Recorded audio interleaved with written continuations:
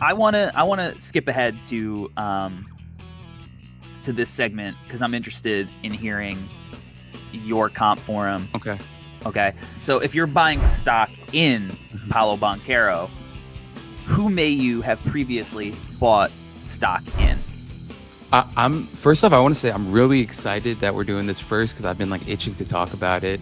Also, I'm glad that we're recording so early in the process so that we're going to be the first people out there like saying this stuff. For me, it's Anthony Mason.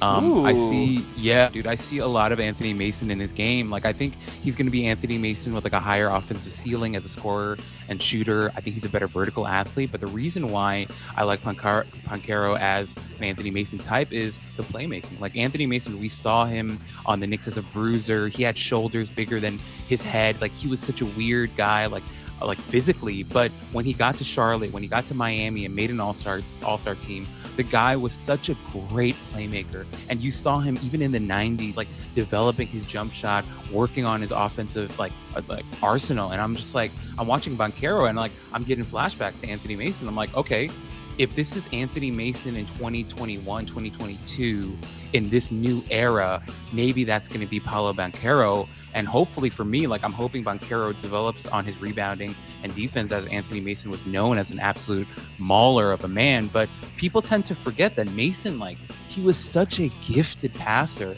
Like he was like grabbing and going at an early stage where like people really weren't doing that. And like Pat Riley was, empowering him to do that. And when he got to Charlotte and Miami. And so I saw Anthony Mason in the game. And that's maybe why I like Banchero so much, because Anthony Mason might be like my favorite player of all time. So, yeah, I saw some Anthony Mason. I love that. Rest in peace to Mace.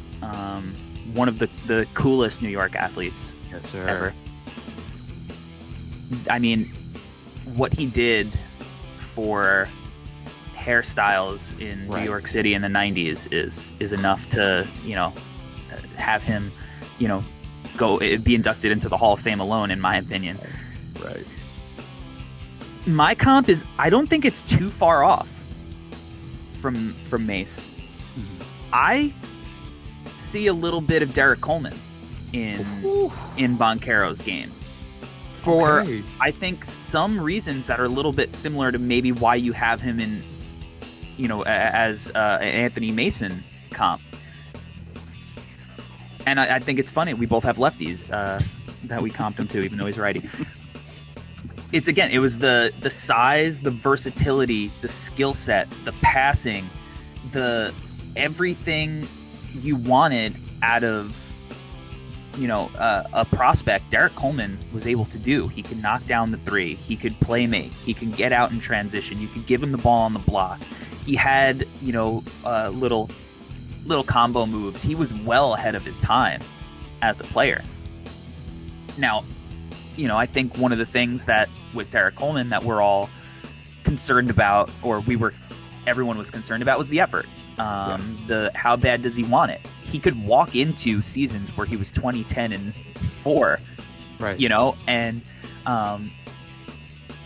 you wonder what he could have done if he had the kind of work ethic that the greats have, right? Right.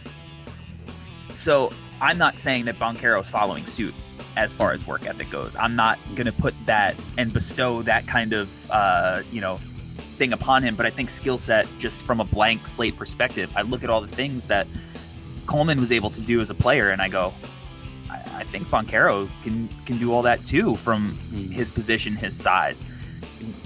I hope that Banchero has that drive to be more, because you could see him being the version of Derek Coleman maybe that we hope that he could be. Right.